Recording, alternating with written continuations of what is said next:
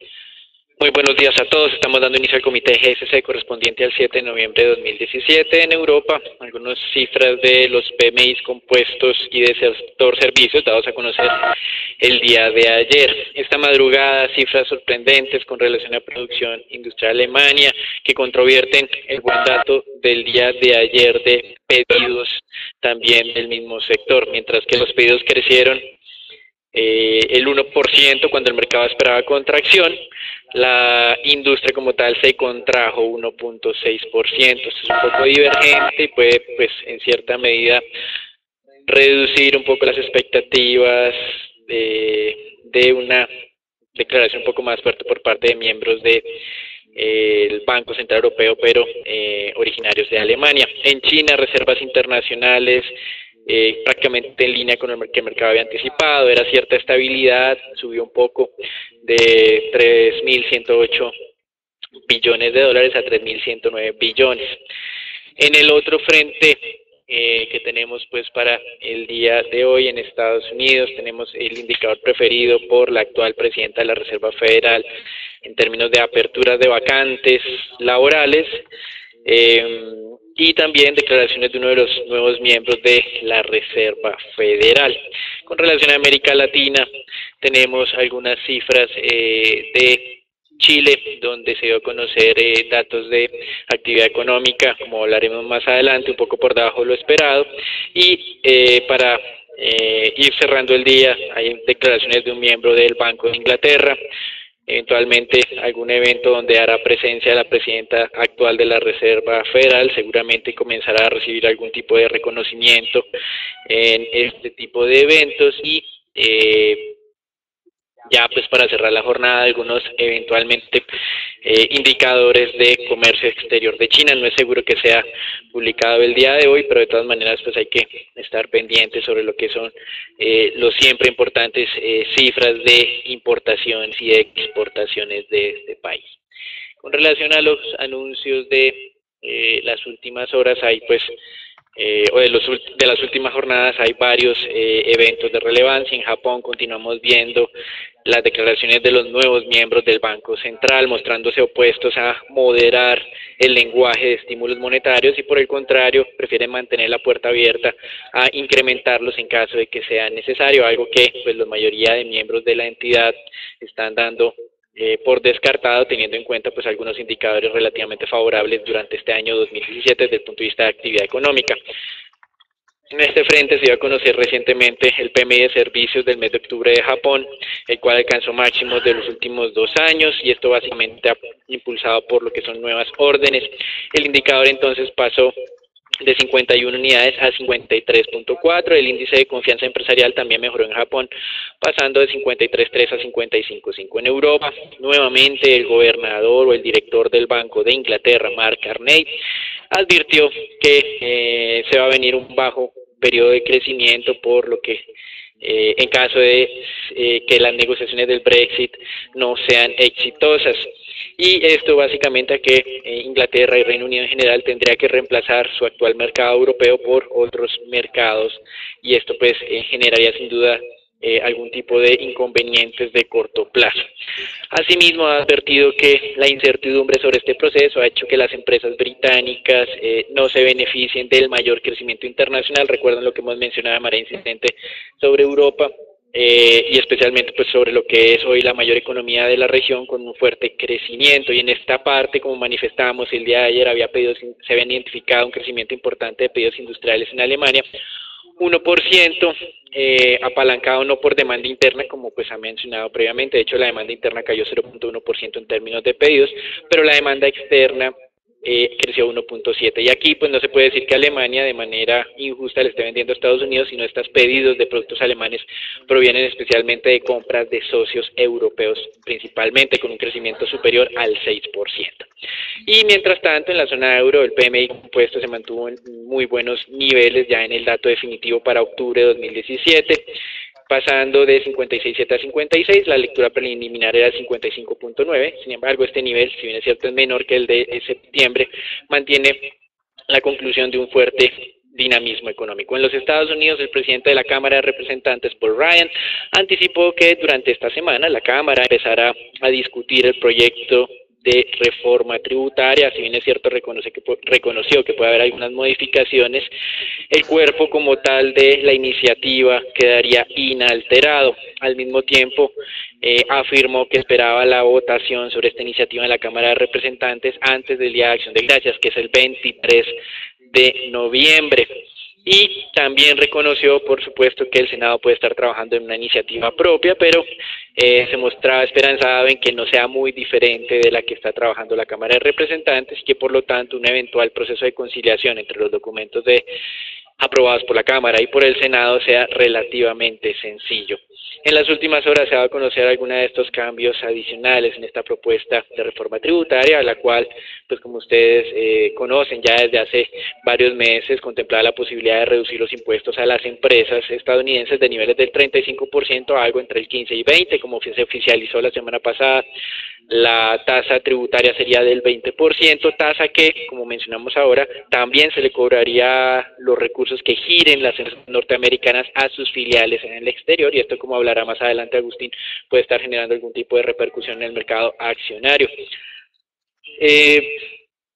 Con relación pues a un nuevo evento de filtración de documentos de firmas de abogados encargadas de creación de empresas en paraísos fiscales, lo que se ha conocido ahora como el caso Paradise Papers, fue involucrado en esta investigación el actual secretario de Comercio de los Estados Unidos, Wilbur Ross, a través de una compañía que tiene negocios directos con empresas de petróleo y de gas rusas, lo cual pues podría generar algo de inconvenientes en este momento de trámite de la reforma tributaria en los Estados Unidos. Como mencionamos la semana pasada, el Partido Demócrata no participó en nada en estas conversaciones de la estructuración de esta propuesta de reforma, y probablemente utilicen este tipo de anuncios para frenar cualquier tipo de iniciativa y el interés del gobierno de hacer una aprobación antes de ese 23 de noviembre.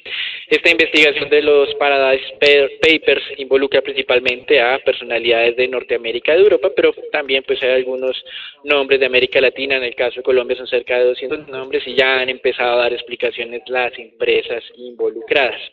En el tema de política monetaria, el presidente de la Fed de Minneapolis, Neel Kashkari, como ya lo sabemos, reiteró sus críticas a los incrementos de tasas de interés. Dice que él no ve que la inflación se esté incrementando, que no hay señales de esto y que hasta que no las perciba no va a apoyar los incrementos de tasas de interés. Y por otro lado, se dio a conocer que el presidente de la Reserva de Nueva York, quien finalizaba su mandato a comienzos del 2019, anticiparía su salida de la entidad hacia mediados del 2018. Ya con esto pues la Reserva Federal, o por lo menos los principales cargos de la Reserva Federal, quedarían básicamente estructurados por la actual administración. Recuerden que ya se anunció la designación del nuevo presidente de la entidad a partir de febrero de 2018. El vicepresidente Stanley Fischer también anunció que renunciaba.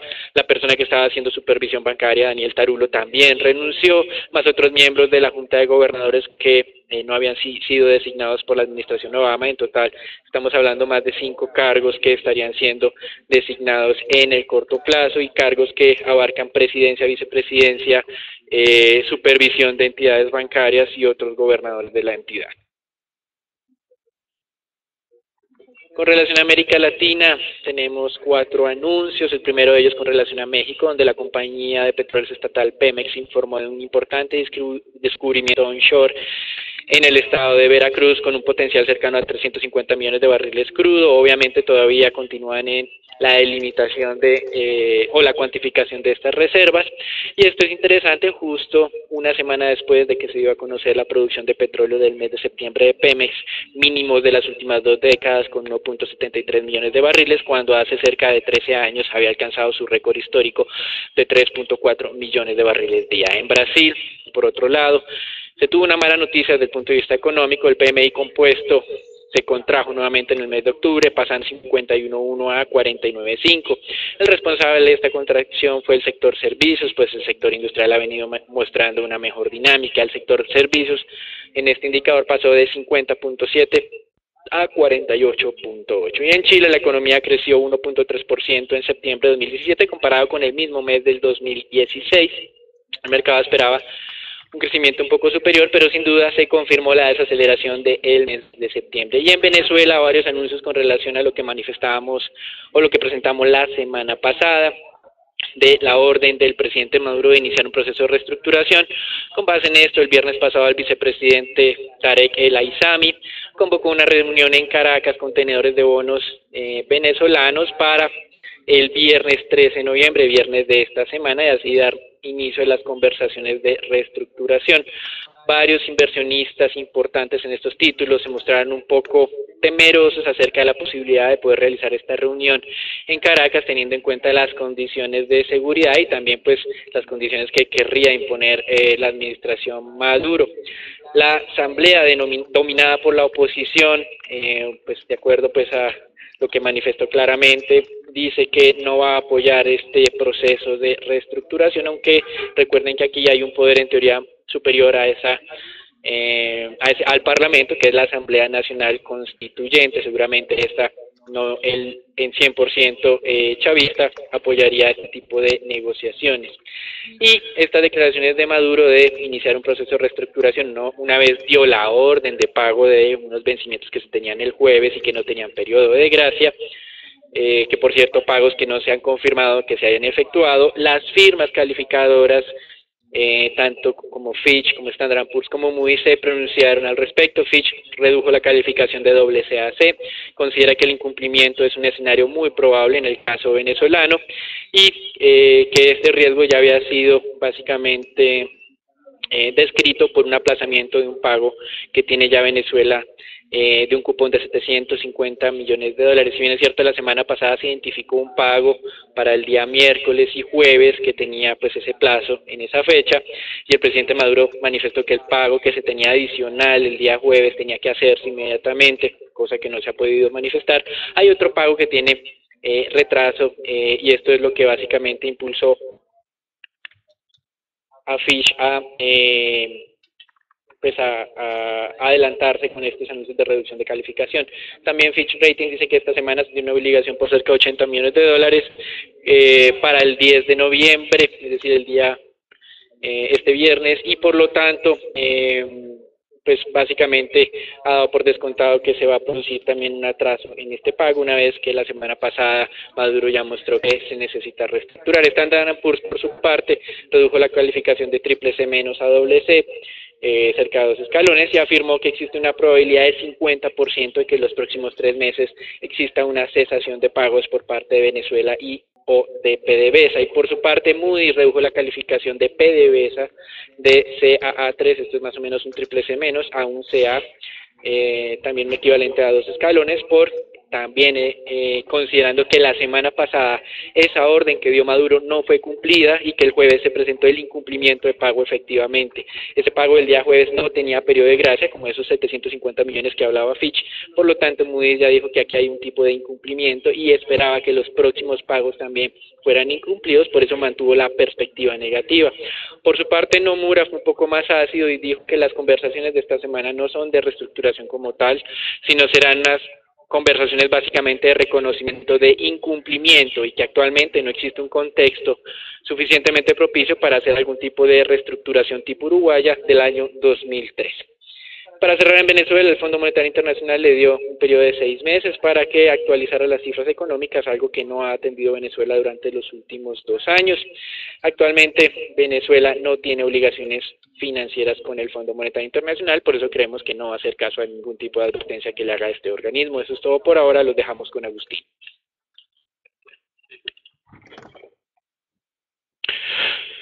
Bien, esta mañana el índice Nikkei estaba alcanzando nuevamente máximos no vistos desde el año 1992. Ustedes pueden ver la valorización de Japón en 1.73%. También el mercado estaba bien atento a las valorizaciones que estaba presentando el índice global MSCI, que rozaba los 500 puntos durante esta madrugada.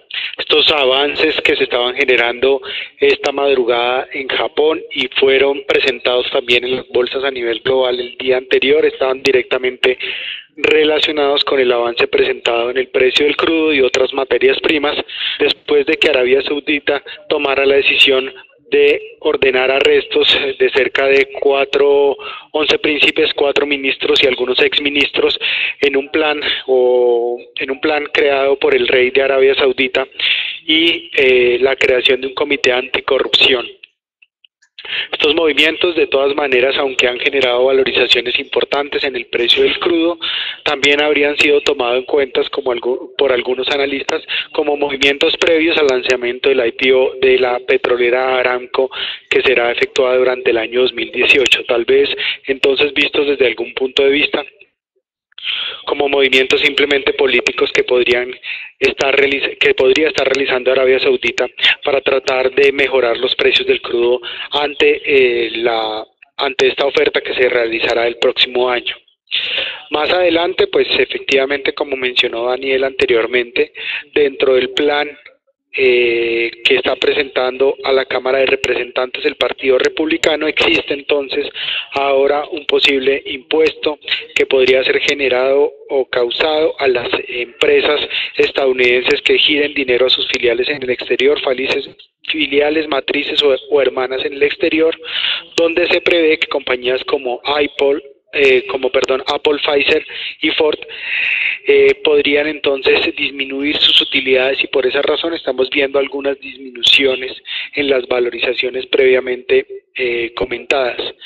La compañía Ernst & Young manifestó que este impuesto podría entonces ser una bomba de tiempo. Anteriormente, en lo que tiene que ver con estos giros al exterior, las compañías estadounidenses tenían un plazo en el cual podrían amortizar este impuesto, pero pasa que con este cambio entonces prácticamente tendrían que causar el impuesto del 20% de una sola vez. Algunos inversionistas han manifestado que tal vez este impuesto podría entonces ser trasladado directamente a los consumidores, lo que generaría un alza en los precios finales de los productos. Como lo mencioné, entonces estamos viendo retrocesos después de darse a conocer estos cambios en el proyecto de ley, que obviamente pues serán debatidos durante las siguientes semanas. Durante esta semana, a nivel global, compañías como Disney, Adidas, la financiera Crédit Agricole, la aseguradora Allianz en Europa entregarán resultados. También el banco italiano Monte dei Paschi serán compañías que a nivel global entregarán resultados, ya entrando pues a esta etapa final. En Estados Unidos, el día de hoy, Marriott, la farmacéutica Valiant, Snapchat y Royal Caribbean, entre otras, también entregarán resultados. A fecha 424 de las 500 compañías del Standard & Poor's han entregado resultados, de las cuales 77.54 ha sorprendido favorablemente a los inversionistas. Mientras esto ocurre, pues simplemente recordarles que nuestro índice y nuestra señal técnica para el Standard & Poor's continúa favoreciendo las posiciones largas estructurales desde el pasado mes de agosto sobre los 2.460 puntos, y algunas correcciones que estábamos viendo pues dieron oportunidad al reingreso sobre los 2.550 puntos durante la semana anterior. Aquí simplemente entonces tener cautela sobre cualquier ruptura de manera inicial, 2.580 puntos a la baja. De manera estructural, 2.550 puntos sería una señal de venta total su ponderación fuerte del índice Standard & Poor's.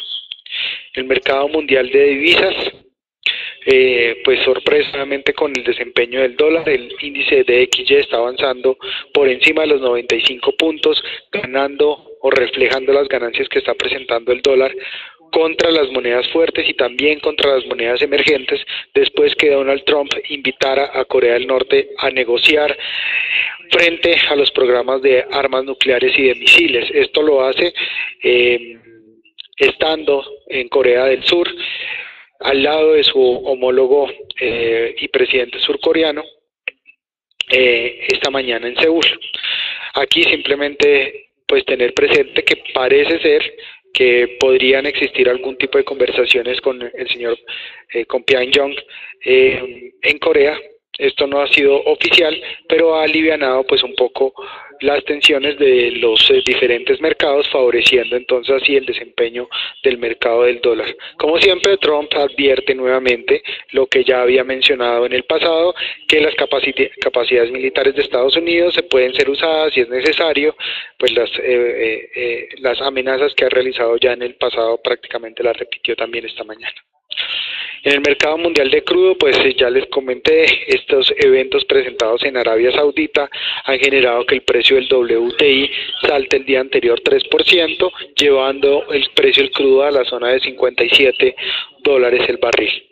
Para estar atentos en la jornada de hoy, la visión global de crudo publicada por la OPEP y los inventarios que son calculados por el Instituto Americano de Petróleo esta tarde, cerca de las 4 de la tarde, hora de Nueva York, misma hora en Colombia. También les recuerdo que a partir de hoy se cambia el horario a nivel global. Las bolsas abrirán entonces en Latinoamérica una hora más adelante.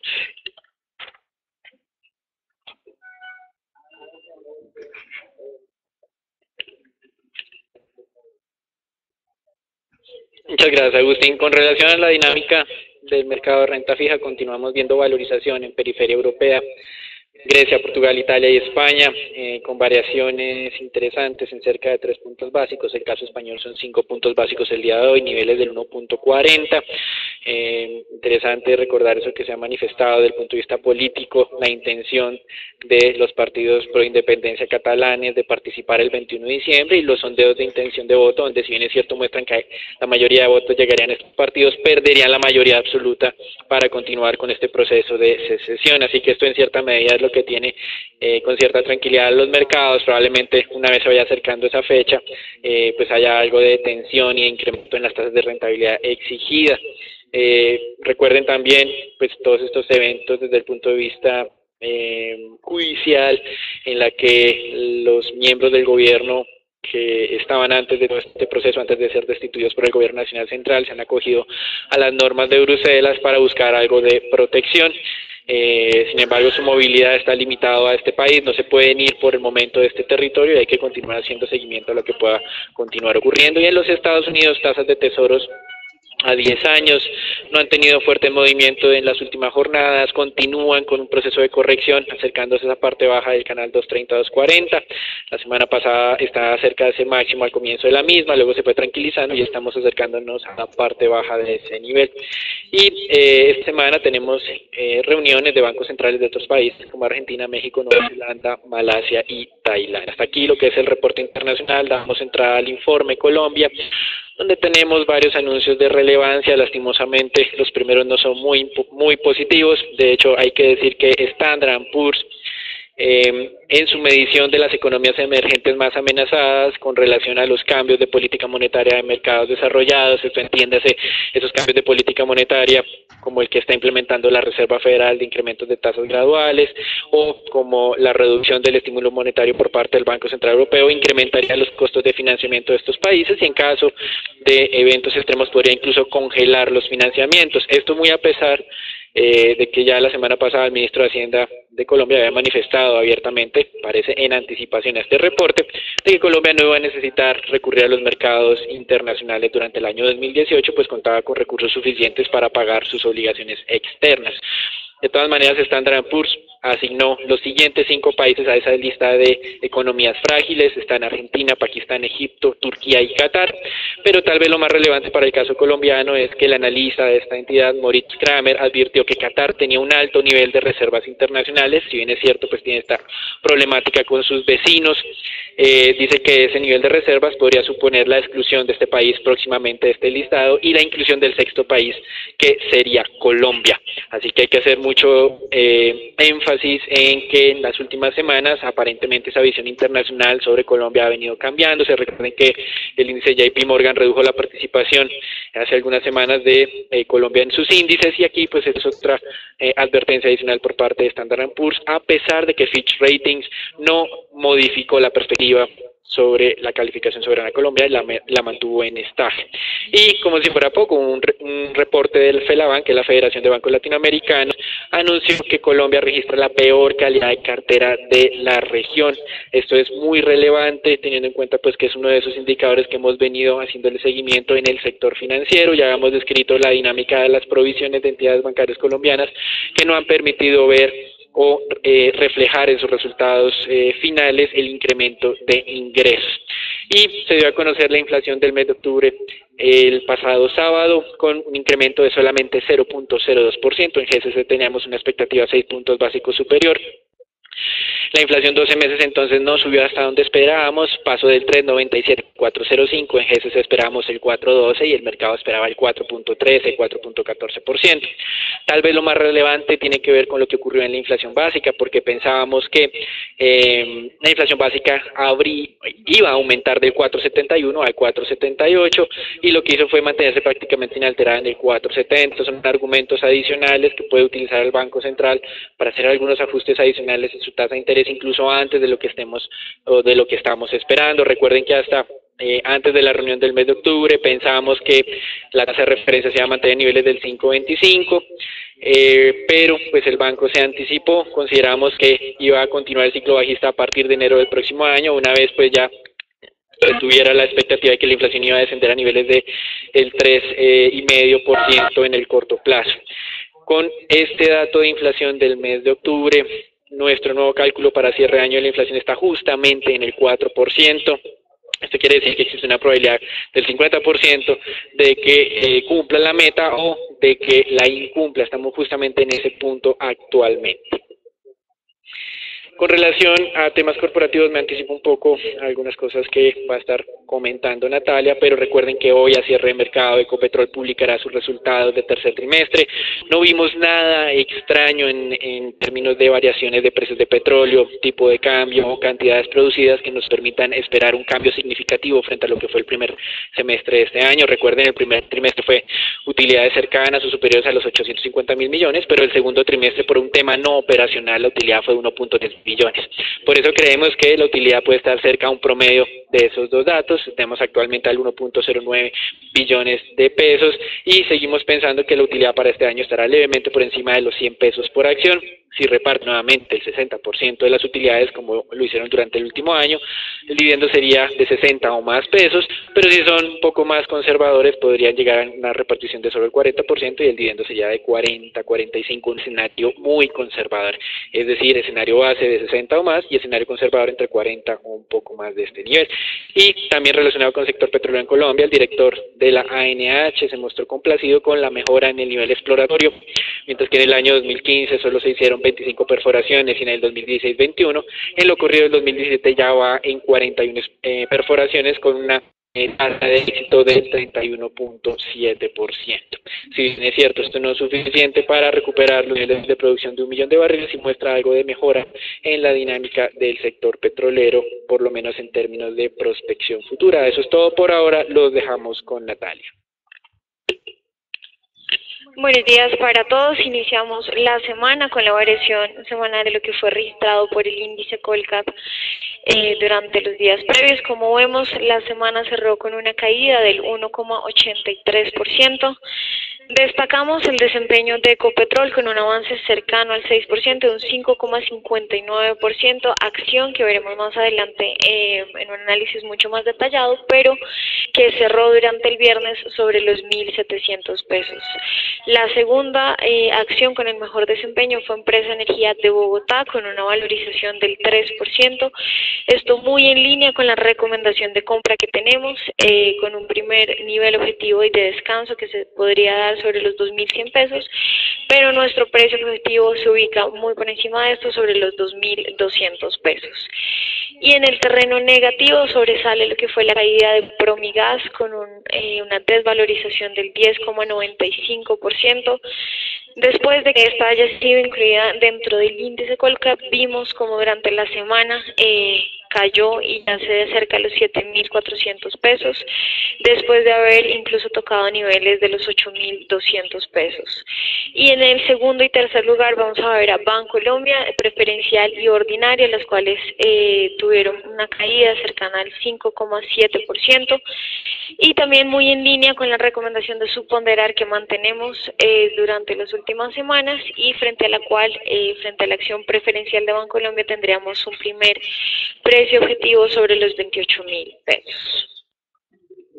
Pasando ahora con el análisis técnico, como ya lo venía mencionando, el índice Colcap cerró sobre los 1.418 puntos, retrocedió también en la jornada del viernes, cayó un 0,5% y es un retroceso que ya atacó con éxito lo que fue el nivel de los 1.420 puntos. Este era uno de nuestros niveles de soporte principales para el índice. Vemos que la caída ya se registra un 5,27% y se está acercando una vez más al nivel de los 1.400 puntos. Este es un nivel que observamos para comienzos del año y que sería entonces nuestro primer nivel de referencia para considerar un posible descanso, o por el contrario, continuación de este movimiento que podría llevarlo incluso a niveles que vimos para comienzos en enero del 2017, cercano a los 1.360 puntos.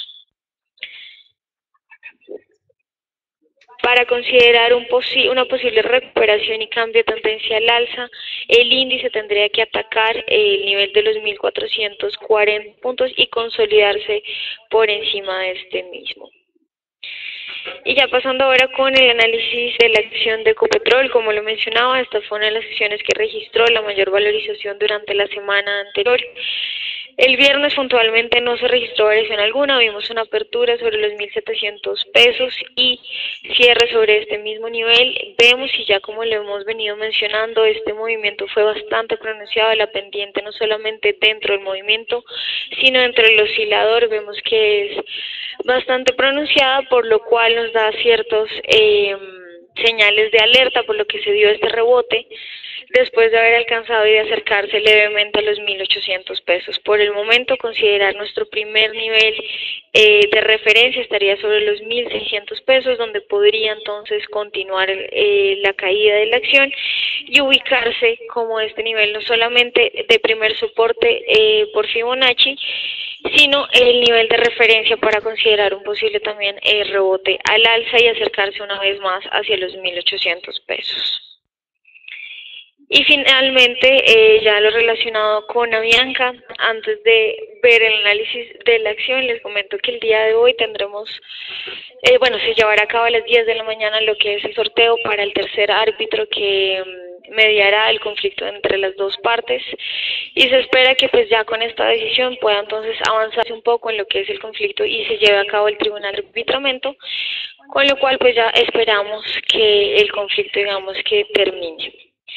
Y como vemos, la acción se mantiene pues ya muy estable sobre este nivel de los 2.750 pesos. El viernes cayó un 2% y vemos que aunque se mantiene la señal de posible agotamiento, el cambio de tendencia solamente se podría confirmar si ataca con éxito lo que sería el nivel de los 2.500 pesos a la baja. Contrario al desempeño del resto de monedas a nivel global, el peso colombiano está atacando hoy la zona de soporte de los 3.027 pesos por dólar. Como podemos observar, parece ser atribuido este ataque a la parte baja a inversionistas internacionales que estarían tomando la oportunidad de tomar algo de posiciones largas sobre los títulos de tesorería que, les recuerdo, han presentado una fuerte desvalorización durante las últimas jornadas. De todas maneras, sí es importante tener presente que si la zona de los 3.000, esta zona que estamos atacando, zona de riesgo entre los 3.027, por debajo de los 3.027 pesos, no logra ser consolidada con éxito, la tendencia del tipo de cambio peso dólar debería continuar esa tendencia alcista que fue anunciada ya desde el pasado 23 de octubre sobre los 2.940 pesos por dólar. Oportunidades de retroceso, como siempre, por debajo de los 3.000 pesos. Si llegara a presentarse alguna visita, oportunidades estructurales de compra, continúa siendo nuestra recomendación, más aún siguiendo las advertencias presentadas por la calificadora Standard & Poor's. En los títulos de tesorería del 2024, de igual manera y en línea con ese comentario que acabo de realizar de posibles compradores internacionales, obviamente aprovechando esta fuerte desvalorización, estamos viendo un ataque a la zona de riesgo entre los 6.40 y 6.38%. Algo entonces que si se consolidara, podría dar oportunidades de corto plazo para algunas compras. Pensamos nosotros que no debería presentarse una fuerte valorización, máximo hasta esta zona 6.35 o 6.30%. Aquí damos por finalizado el comentario del día de hoy. Los conectarse todos los días a las 8 de la noche por transmisión en vivo en Facebook, Twitter y semana para todos.